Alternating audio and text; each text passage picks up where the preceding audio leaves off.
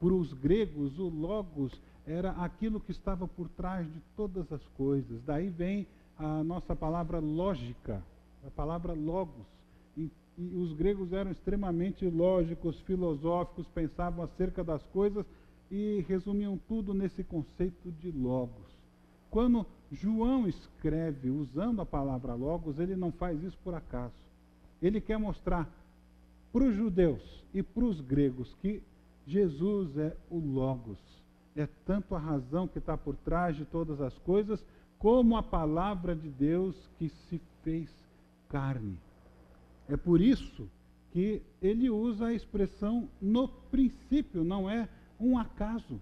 A Bíblia começa com essa expressão, no princípio, Deus criou os céus e a terra. E o que faz João? Ele vai nos falar o que aconteceu antes do princípio. No princípio, antes de Deus criar os céus e a terra, já era aquele que é a palavra, já existia. Ele estava com Deus e ele era Deus. Então não é por acaso que ele usa essa expressão no princípio. Se este que existia desde o princípio se tornou carne, é porque algo extremamente especial aconteceu. Algo que afeta a história da humanidade. Depois de Jesus, a história nunca mais foi a mesma, ela foi dividida entre antes e depois de Cristo. Aliás, há um erro no nosso calendário. Nosso calendário, por um equívoco da humanidade, ele teve alguns erros de alguns anos lá atrás. Então, acredite se quiser, Jesus nasceu antes de Cristo. Nosso Deus é tão especial que ele nasceu no ano 6, aproximadamente, antes de Cristo. Então, isso nos deixaria já não no ano 2010, mas no ano 2016, se o calendário fosse feito da forma certa. Agora, o texto, ele é tão profundo, ele traz tantas implicações, que fica difícil para nós, o que é que nós vamos trabalhar acerca de um texto como esse? Mas o fato é que há essa pergunta que precisa ser respondida. Quem é Jesus Cristo? Como é que você responde a essa pergunta? Se ele é aquele que veio para o que era seu, mas os seus não receberam. Se ele é aquele através do qual todas as coisas foram criadas. Como é que Deus cria, lá em Gênesis, todas as coisas? Abrindo a boca. Ele diz, ele fala e as coisas passam a existir. Primeira coisa que Deus diz na Bíblia é: haja luz. E houve luz. E ele, através da sua palavra, e João vai dizer, essa palavra era Jesus Cristo. E Paulo vai dizer, todas as coisas que existem foram feitas por meio dele e para ele. Colossenses capítulo 1. Sem ele, nada do que existe foi feito. É porque essa pessoa é muito especial. Aquele que é, era e sempre será. Ele vem e se faz carne. Ele vem como a verdadeira luz. Nele estava a vida. Vejam que atributos fortíssimos são colocados na pessoa deste que a Bíblia diz ser Jesus Cristo. Agora, há um livro extremamente interessante que você precisa ler, se você ainda não leu, chamado O Cristianismo Puro e Simples, de C.S. Lewis. E há um trecho do livro que eu gostaria de ler para vocês. Esse livro é a compilação de uma série de palestras dadas por ocasião da Segunda Grande Guerra Mundial, Não havia podcast na época, então a palestra era feita através do rádio. As pessoas escutavam nas suas casas durante a guerra, onde as perguntas emergiam, onde é que está Deus no meio de tudo isso?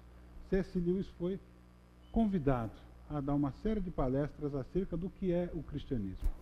E lá no meio, perto lá da página 69, ele começa um texto muito interessante. Eu gostaria de ler o parágrafo aqui para vocês. Um homem que fosse somente um homem e dissesse as coisas que Jesus disse, não seria um grande mestre da moral. Seria um lunático, no mesmo grau de alguém que pretendesse ser um ovo cozido. Ou então o diabo em pessoa. Faça a sua escolha. Ou esse homem era e é o Filho de Deus, ou não passa de um louco ou coisa pior. Você pode querer calá-lo por ser um louco. Pode cuspir nele e matá-lo como a um demônio. Ou pode prosternar-se a seus pés e chamá-lo de Senhor e Deus. Mas que ninguém venha com paternal condescendência dizer que ele não passava de um grande mestre humano. Ele não nos deixou essa opção e não quis deixá-la. Ora, parece-me óbvio que ele não era nem um lunático e nem um demônio. Consequentemente, por mais estranho, assustador ou insólito que pareça, eu tenho que aceitar a ideia de que ele era e é Deus. Como acreditar que Jesus Cristo é Deus e o Filho de Deus? Quando há tantos Cristos por aí fora te dizendo Deus e o Filho de Deus. Se eu chegasse para vocês e dissesse que eu sou Deus, que eu sou o Filho de Deus, vocês certamente me internariam. Talvez não antes de jogar algumas pedras, mas vocês me mandariam para o hospício. Então veja o raciocínio de C.S. Lewis. Ou esse Jesus é um grande mestre humano, mas ele nunca disse que ele veio para ser isso. Porque o grande problema de Jesus é que ele disse que era Deus. Ele disse que era o Filho de Deus. Ele não só não negou, como sempre afirmou isso. Então você pode pensar que ele é um mentiroso. Ainda de acordo com o raciocínio de C.S. Lewis, então ele é um maluco. Esse cara é um lunático. Ou ainda é o diabo em pessoa. Ou finalmente, você vai chegar à conclusão de que este é o Filho de Deus e o próprio Deus. Qual é a resposta que você dá a esta pergunta? Quem é Jesus para você? Ou Jesus ensinou falsidades e por isso ele era um mentiroso. Ou Jesus ensinou falsidades nas quais ele acreditava e por isso ele era um louco. Ou ele ensinou a verdade.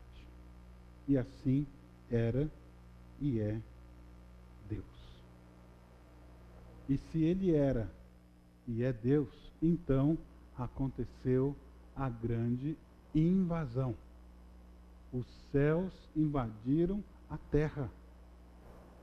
Porque havia um projeto de Deus que aparentemente foi deixado de lado, que era o projeto de morar com a sua criatura.